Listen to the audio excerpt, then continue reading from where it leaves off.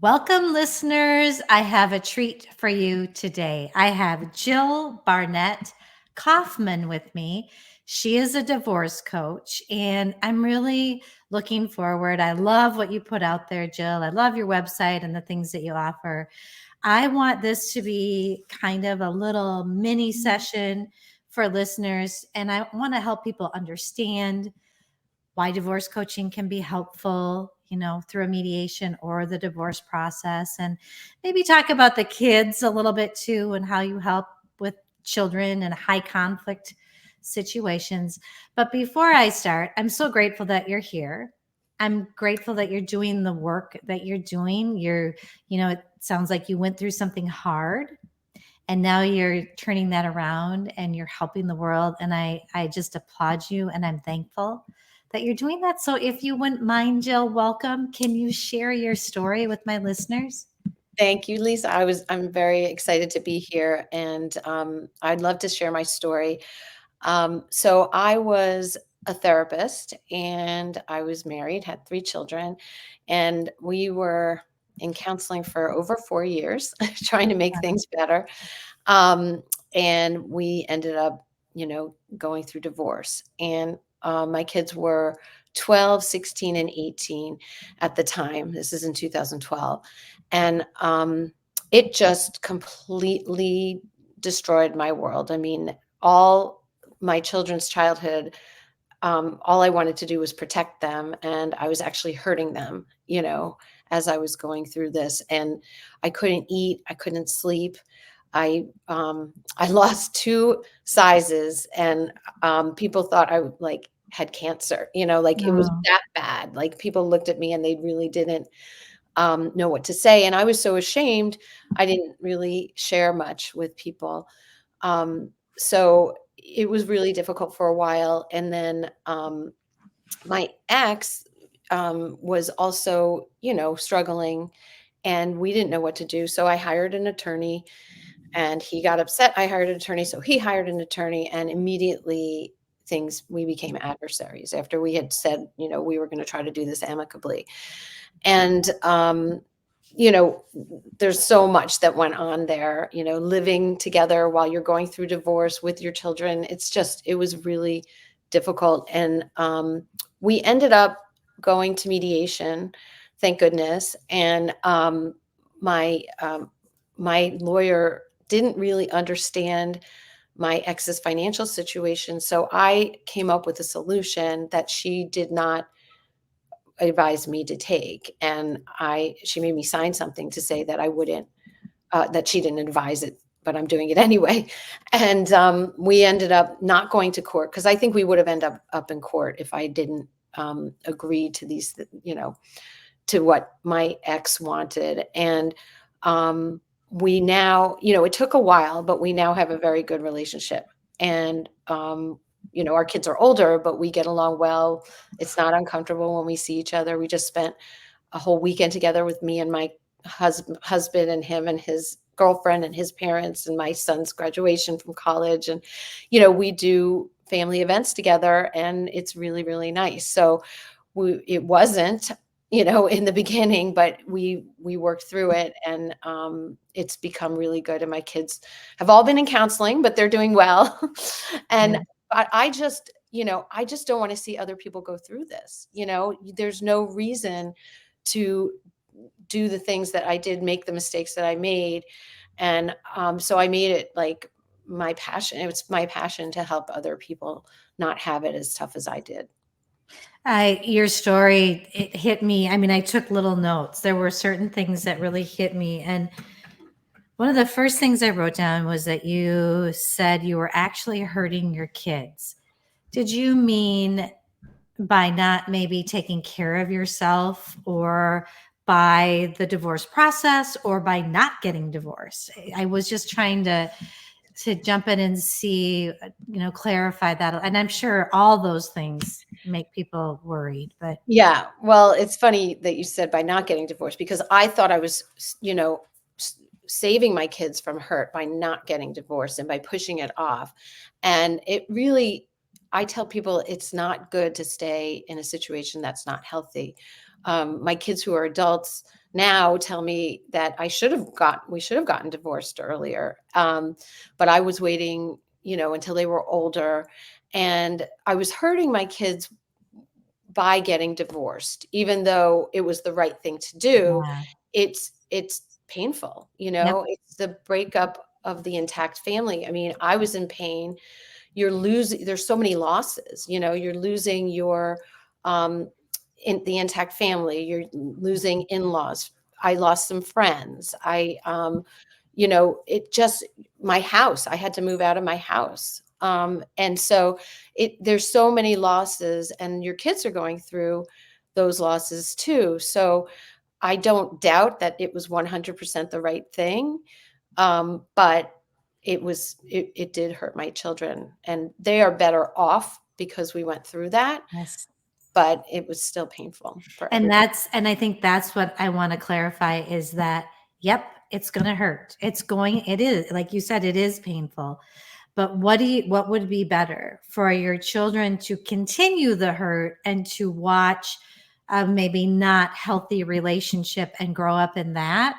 Or would it be better for them to watch two people maybe do it amicably? Like, let's change this divorce story, Jill, if we can. And I love the fact that you kind of teetered on the edge of hiring attorneys. And I think people just don't always know that you can do this collaboratively, that you can work with a mediator.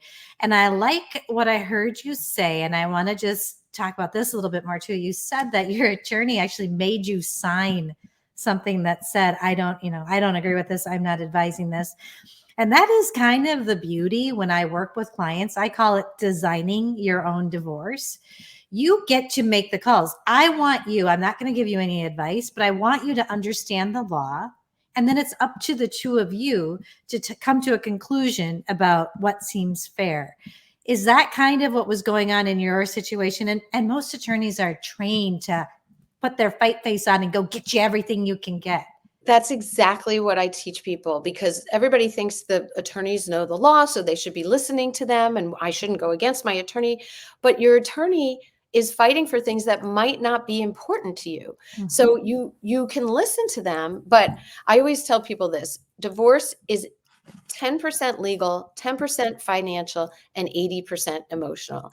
And you are listening to your attorney for 10%. They should advise you on 10% of what you're doing in your divorce. You're listening to them for probably 100%, which is not what you should be doing. There are a lot of good attorneys out there, but there are also a lot of attorneys who don't understand how the emotional toll that it takes to fight for things, even if you're entitled to them. And you have to weigh all of that when you go through this. And it's so interesting that we're talking about this because I love attorneys. I am an attorney. I give legal information, not advice. And if there's something that comes up, I say, why don't you, book an hour of time, get, some information on this portion, or have an attorney look over your agreement. Now, I love collaborative law attorneys because they get the let's work together. And I have to tell my clients, okay, now if you go to someone who doesn't understand this process, I want you to understand that they are there to fight for your rights and they don't really understand this process. And I hate to speak poorly about attorneys because I work with so many wonderful ones, but I just volunteered my time at a little county out here, and it was in Minnesota. And I spent about 4 hours working with this couple. One was represented by legal aid, and one had hired an attorney. And it was a beautiful situation where I was able to come in and she needed an interpreter, and I was able to share with the husband that she said he was a good dad. I got them to an agree. The dad had some ideas about holidays, and I brought it to the mom, and she agreed. I came back and I said she agreed, and the attorney said, "Well, you don't have to do that." And so I think it was like this ego thing, and this young man was like, well, I've already spent this much money on attorneys, I might as well fight. So it ended up blowing up and going to court, and neither of them can afford it. And I was so angry at that attorney, I was just totally throwing in a flame to keep the fire burning when it was something that they had already agreed to. So sorry, just got on my soapbox, but No, it's I've fresh in seen my it. I've head. seen it so many times also. And and not, sometimes I get people after something like that has happened and they're like, I wish I met you months ago, because, Mhm. you know, they can spend tens of thousands of dollars on attorneys and nothing can happen. And so it's really important that people are smart and educated when they go through this process, not like me when I went through it. But you know, and you can really avoid the costly in terms of money and emotionally costly Mhm. mistakes that you can make. Mhm. Okay, so now another thing I have to ask you about, and I don't know that I have interviewed a lot of divorce coaches who are also therapists, right? And there is a difference there. And I was even thinking, wow, you're a therapist. Like, aren't you helping yourself along through this divorce, and you still suffered so much. And then you became a coach. Can you talk a little bit about the differences between, because I think they're both important pieces, but the difference between a therapist and a coach? Absolutely. And it's so important that you ask that question, because people have to understand. I love when I'm a coach, I love when my clients have a therapist, because it's totally different. So therapists work on um, your long-term issues, like if you had childhood issues, or if you have anxiety, or if you have depression. You have a diagnosis and there are issues that they go into your, you know, into your background and explore those things, and they help you process the emotion and really go deep into that process of going into why you're feeling what you're feeling, and how it, you know, all the feelings behind what you're going through. A divorce coach is so different because we're talking about what's happening now and going forward. And so we're really working on practical things. We give you tools so that you can function productively now. And we also give you tools to stay organized and develop your own priorities and goals. And so we're really giving you a structured way to go through your divorce. And we don't really get into your background and history. And we don't have the time to do that, because we're really trying to get you from wherever you are emotionally to a more stable place, so that you can walk through your divorce process and think clearly. Mhm. And I think the clients that I work with that have divorce coaches can save a lot of money, and it's interesting. I work with a coach and I notice when I pull back from my coaching, my business starts to slide. It's really interesting. But Jill, I want to kind of share a story of my own just for the listeners to understand what you just said, because I think I understand what you're saying about the difference between therapy and coaching. So back a few years, COVID hits. I have had anxiety probably my whole life, but I've just lived with it, right? So COVID hits, and I had a friend say, you got to go on an anxiety medication. I've always been like I don't want to be medicated if I don't have to. I have like a functional assessment doctor. And I went to her and she's like, yeah, maybe. So I thought, okay, I'm going to do this. And I went on it for a little while. And then I got in with a coach who is now, I'm getting a certification as a coach through her, which is really fun just because it helped me so much. But I worked with her and I was able to see my mind and see what role that was playing in my anxiety. Got off the medication. Not that it ever goes away, right? But I know how to work through it. But and I've never had therapy, but this is the interesting thing. And I think I may need therapy, because what I've realized is I can wake up in the middle of the night with terrifying anxiety and I don't even know what it is. And then I thought, I can't really walk inside my mind and figure this one out. So that seems like it's a deeper, and just like you said, you need someone to help you process that emotion.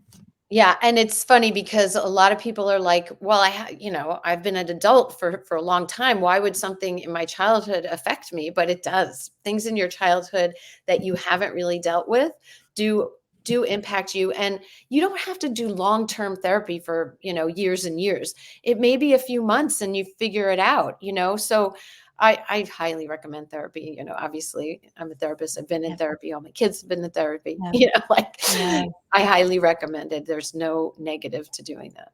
Yeah, well, I'll have to let you know if I do that. I'm sure it'll be another growing point for me that then I can share with my Yep. listeners and my clients. So, okay, so now I need to ask you a little bit more because kids are so important to me. I think that is probably one of my big whys is I don't want kids to suffer ever, and especially through a divorce. So what are some things that people can do maybe to protect their kids a little bit through a divorce?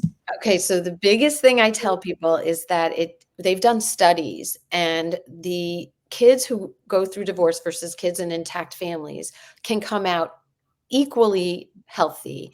The big difference in the two groups is the relationship between the parents. So if the relationship between the parents is bad, whether you're in an intact family or divorced family, the kids are going to be impacted. So even if, and I have plenty of clients who are, divorcing or divorced from difficult, high conflict people. So even if you have a high conflict person, you don't have to have a bad relationship with that person. You can figure out a way. And there's tons of resources out there to work with people who are high conflict. So the big thing about kids is you need to try to get that relationship with their other parent to be as good as possible. Right. And I just have to add too, for some of those poor, people out there who are listening and they're like, I'm doing everything I can, right? I'm being my best self. I'm practicing, I'm not getting triggered. And yet maybe the other parent is an okay parent, but maybe they're kind of an asshole. I don't know, right? What I have also heard is that if that one parent can't control that other parent, they can only be an example to their children. They can not talk poorly about the other parent. They can not get triggered. They can handle it a good way so that when those children are with them, even though it's maybe 50% of the time, they're seeing a really high functioning parent, which they say is better than being 100% of the time in a poor marriage that isn't doing well. So I just want to give that hope to people who feel like they're banging their head against the wall, that they're trying to do everything they can. And Yeah, I mean, and a lot of people think that they're doing the right things and it sounds like the right thing, but they don't realize how they come off. And I work with a lot of clients to change the way they word emails, to yes, change the way they react and interact, where they weren't doing anything terrible, but it was triggering a reaction in the other person, not yes, knowing it. They yep, didn't realize that their words could be taken in that way. So they thought they weren't doing anything, but in actuality, they are contributing to the negative interaction. And so right, there are a lot of tools out there to really figure out how to communicate in an effective way. And the other thing about kids is there are good things that they get from divorce. They get to be more independent. They get to be more flexible because they have to go back and forth between they, the houses. They have to learn how to have relationships. Sometimes in intact families, they have a stronger relationship with one of the parents, and they don't really pay attention to the relationship with the other parent. They are forced to have an individual relationship with each parent, and you are forced to have that individual time with your children, which can be really special. So there's so many things that you don't realize that children gain from divorce. I don't recommend divorce if you don't need to do it, but right. there are positives that come out of it that people don't realize. I'm so thankful that you said that because that is so very hopeful. And that is, we want to share the hope with everyone, going through this. Okay. So now I'm looking, the clock is ticking.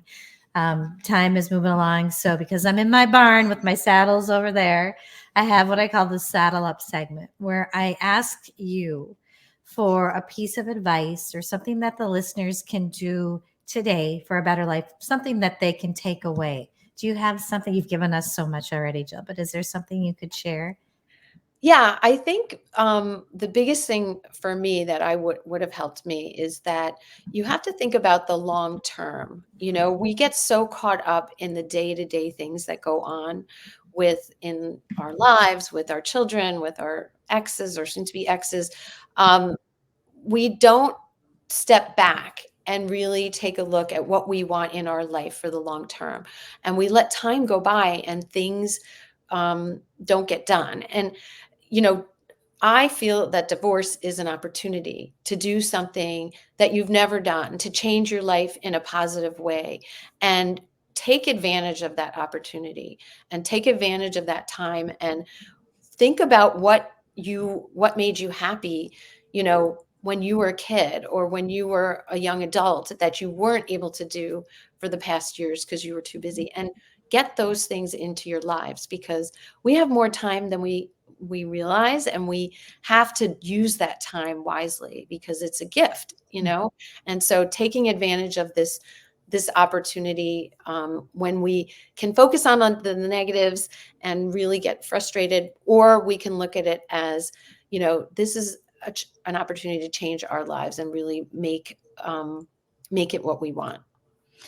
That is so, so good. I mean, I couldn't have said it better. And I love for people to see it as an opportunity, which doesn't mean, I mean, with growth, there's often pain. I go through it as well. And so it doesn't mean that it's easy, but so many people, and Jill, you can probably speak to this a little bit. So many people get past the divorce to the other side, and they look back and they go, oh my gosh, I'm so thankful that I did that. Oh, most people, I think. Yeah. People, yeah. Yep. So there's hope. There's hope for everyone, even if you're just starting this. So keep that in mind. Do the work on yourself so that you can have a better life after this. So, Jill, I'm so grateful. I'm so thankful that I got to meet you. We were going to have all your information in the show notes. I think you have a freebie too. Tell me about that. So it's 8 guidelines for separated and divorced parents, and it just gives you a good bunch of ideas for making things a little more easier. Awesome. So that'll be in the show notes. If people want to get a hold of you, follow you, where can they find you? So I am Divorce Coach Jill, and so it's www.divorcecoachjill.com. And I also have a free Facebook group called Separation and Divorce Support Community. There's over 5,000 members. It's really a great support for people going through divorce. I love that. I love that you do that. Well, thank you so much. I'm going to check you out on Facebook because I tend to slide away from social media and Facebook in particular. So I'm going to jump over there and check you out there. So Jill, thank you so much. Thanks for what you're doing. And thanks for taking the time to be here today. Thank you, Lisa. Thanks for having me. You bet. Take care.